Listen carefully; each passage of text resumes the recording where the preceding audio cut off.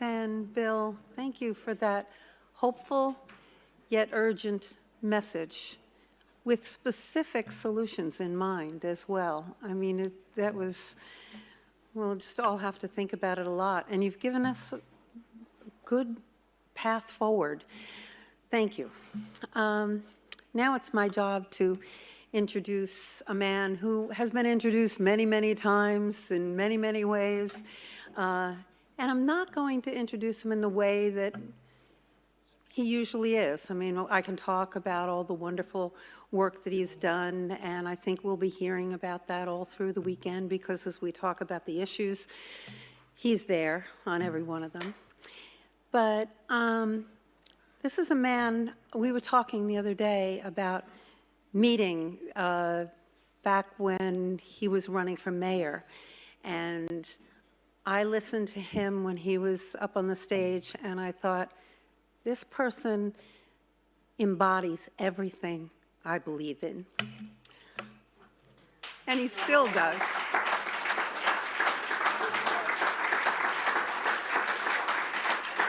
He really still does. This is the person that I admire and trust more than anyone in the world.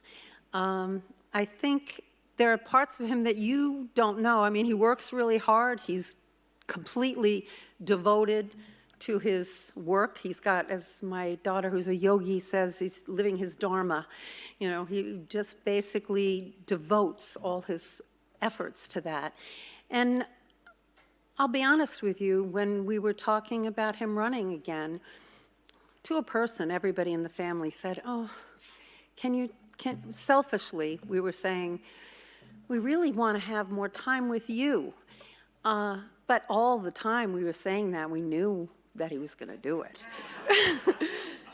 And we also understood that and supported that. But what you don't know is, as he's gotten older, he's gotten better in many ways. He's found not balance in life, let's get real, but he takes time every single time that he's home to make sure that he sees his children and his grandchildren, that he plays basketball and baseball and ping pong. Ping pong is the new thing. And he's incredible, and he's beating all of us. But anyway, I just want to say that the person that you're being so supportive of as we hear people speak is an incredible human being as well as an incredible public servant. So, my husband, Bernie Sanders.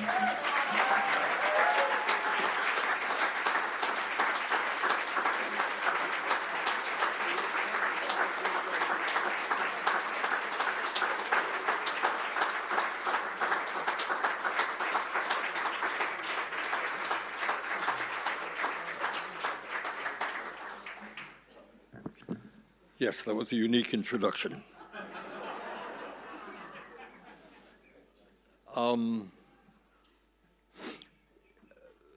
Let me thank Jane and David for organizing this event.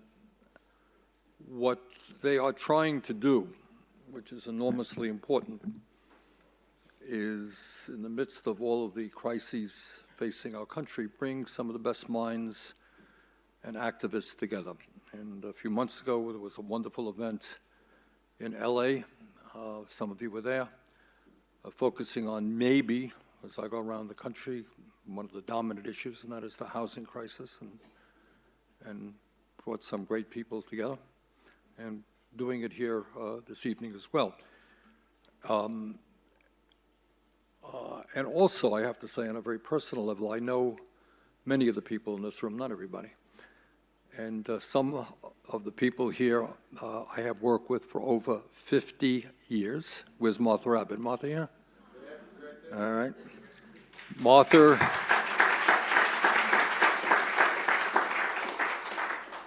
and I, as members of a third party called the Liberty Union Party, not known by everybody, but a few older people.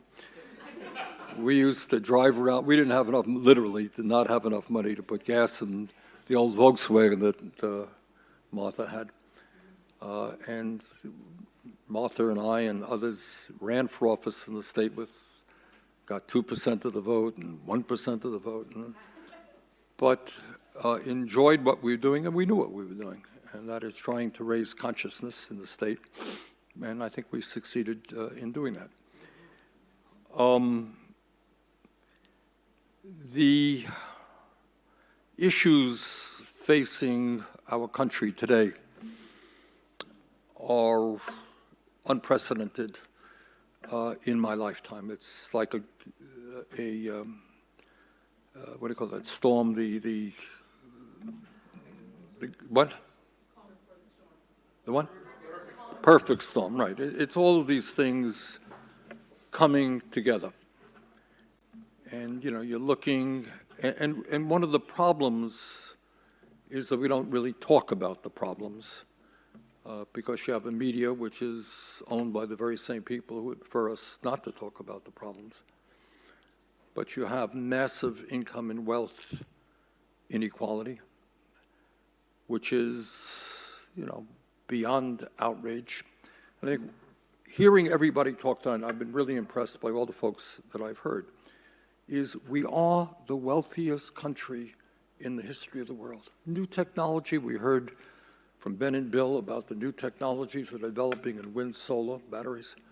Think about all of the things that could happen. So when we talk about optimistic, we have the right to talk about a world without poverty, a world in which we in fact tackle and address the climate crisis, a world in which every man, woman, and child has a decent standard of living. That is not utopian dreaming. That is a realistic opportunity for us to achieve. But right now, what you have is, in this country, a religion of greed. It's not the Sermon on the Mount. What it is, hey, I only have $10 billion. I need more. And how can I get more tax breaks? How can I get more deregulation? How can I put more money into campaigns to elect people who will support my greed? We have, as speakers before me have mentioned, not only this massive income and wealth inequality, we have a corrupt political system. And it's out there for everybody to see. No one's hiding anymore. It's not just Trump who says, give me $1 billion from the oil industry. There will be a huge, unbelievable amount of money coming into this campaign from super PACs. Billionaires who will spend hundreds and hundreds of millions of dollars as a good investment to pursue their goals, to defeat their opponents, and to gain victories for their supporters.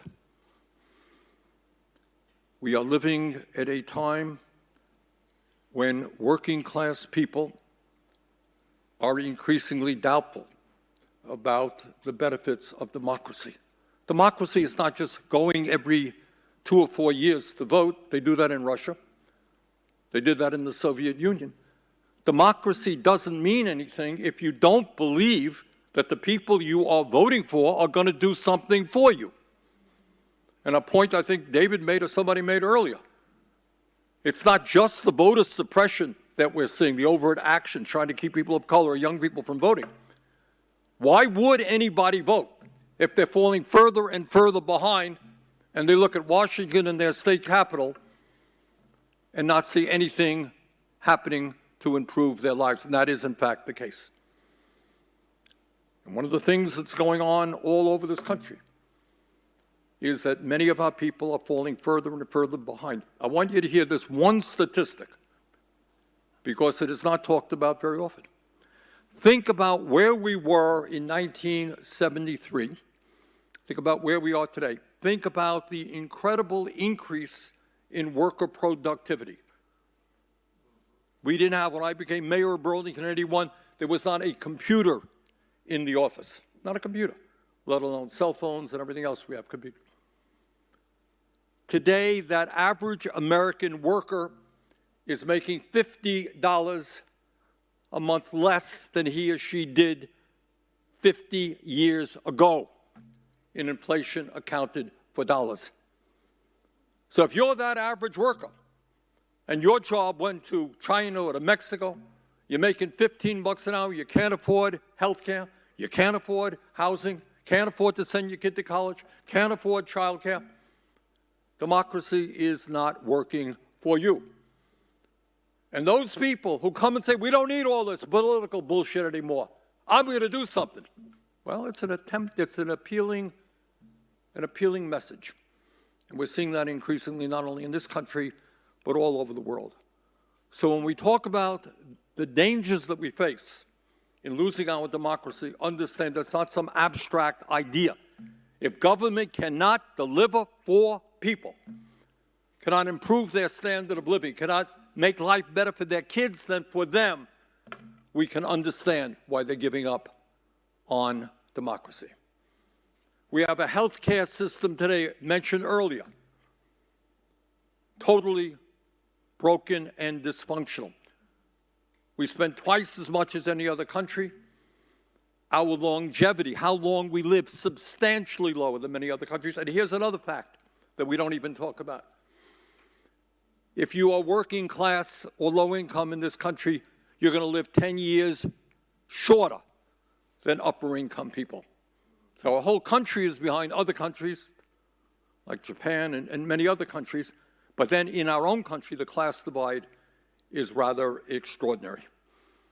We're living in a moment where after decades of struggle, women are now being forced back into second-class citizenship, giving up control over their own bodies. Time in this country, not so many decades ago, we led the world in the percentage of our people who had college degrees, way behind many other countries right now. So we got some problems in front of us, not to mention what Ben and Bill just talked about in the question of whether or not the planet survives. Real issue.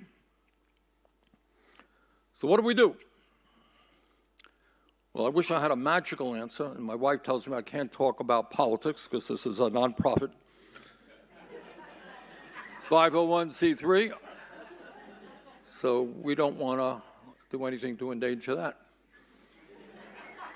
But what I do believe, and I know, Ben and Bill were talking about reasons to be optimistic, and I have many reasons. And I have been, when you run for president and you go to every single state in America, as I did, you see a whole lot. And I got to tell you truthfully, there are so many extraordinarily wonderful, wonderful people that Jane and I got people here work with me on various campaigns, and I thank them all, that we have all seen all over this country. And I don't know if Misty Rebick here, Misty, you here now? Where's Misty? Misty is my chief of staff now in Washington. She was my campaign manager in Iowa, where I spent half my life. And won, but that's all right, embarrassing. But the lesson that I learned there, as I have in Vermont, is we did meeting after meeting after meeting, sometimes 2 or 3 a day, 7 days a week. And people came out, working class people. And one of the greatest political honors that I've ever received is that people who I really did not know, I'd never seen in small towns in Iowa and elsewhere in New Hampshire, in Vermont, were prepared to open up their hearts and talk about what was on their minds. And that was just an extraordinary privilege to know that people were willing to share their feelings. And Misty will tell you, meeting after meeting, people were crying, about can't afford health care, going bankrupt. I mean, I could tell you a million stories of what we heard. And I could tell you, being in California, one evening when the sun was going down, we were in their agricultural Fresno area. And the sun was going down, must have been 5,000 to 10,000 people there in a beautiful farm area. And we had kids in front of us who were Latino and black and white, young people, every color that you can think of, who really had a beautiful vision, have a beautiful vision for the future of our country. And when we talk about optimism, let us not forget that while our young kids are suffering and struggling, they are the most progressive younger generation in the history of our country.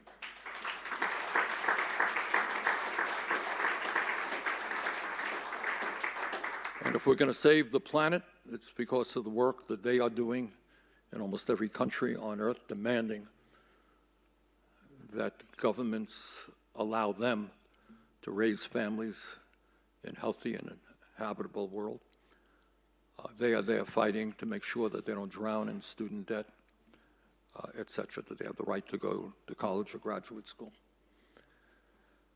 So I think where I become optimistic is when you think back on and other speakers have made this point tonight, you think back on the history of this country, you think back, to the Revolutionary War, and those guys were pretty brave. They ended up creating a democracy, the most significant democracy in the modern history of the world. Pretty big deal. They put their lives on the line to do it. You think about 600,000 people dying in the Civil War, people really standing up, putting their lives on the line to end the horror of slavery, did that. You think about the Depression era when 25% of our people were unemployed, and FDR and others transformed the role of the federal government and did some really extraordinary things. You think about World War II. 1941, the United States had to fight a war on two fronts, and it was unprepared to do that.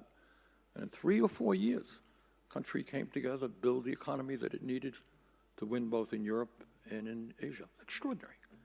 So I think the point that you have heard from many speakers today and from Ben and Bill is that things can change in a fairly rapid way. And what I can tell you, is that what you see on television and what you hear from many of the establishment politicians is not where people are at. Working people, there was just a poll that came out. It was kind of a sad poll. I don't know if anyone saw it. They polled young people. And young people were saying, yeah, political leadership in this country is corrupt. They don't care about us. But I think things can change very, very quickly. And I have seen it with my own eyes. I've seen incredible beauty, incredible decency. God almighty, the thoughts come to my mind of the wonderful, it's a thought going back to Iowa. I'll never forget this Latino woman. She was a home health care worker. She went to take care of people every day. She was making like $16 an hour, and she enjoyed her job. And she would take money out of her own pocket. She didn't have any money to help some of her people that she took care of who were worse off than she was.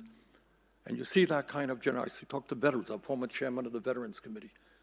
People have put their lives on the line to defend the country. Extraordinary people. And on it goes. So I think we cannot wallow, I think is the word Ben used, in gloom. These are tough times. We have to be honest with the American people as to where we are. These are very tough times. Can we get out of it? I think we can. But as I think everybody up here has said, it's going to be a massive effort to bring our people together from all walks of life.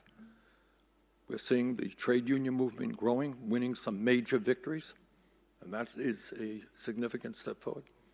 We're seeing young people stand up in protest against an horrific, unjust war in Gaza, and that's something to be proud of.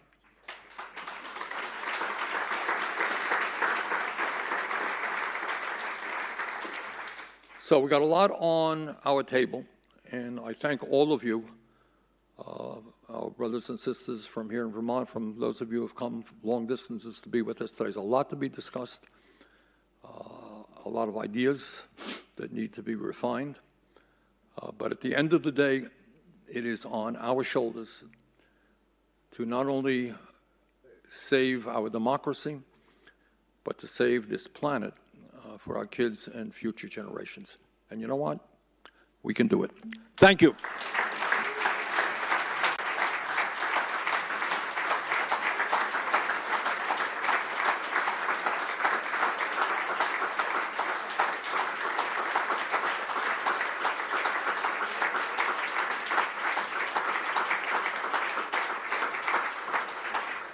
Okay, that's a wrap. We are going to have a group picture, so we want to document this. I take pictures of everything, so bear with me. We're going to be doing this a few times. But if everybody can come up, and then we have our we have a nice group picture of the event. And have a nice night. We're welcome to stay and relax and talk with each other after that. And we have to be out of here by 10. Lights out. Thanks.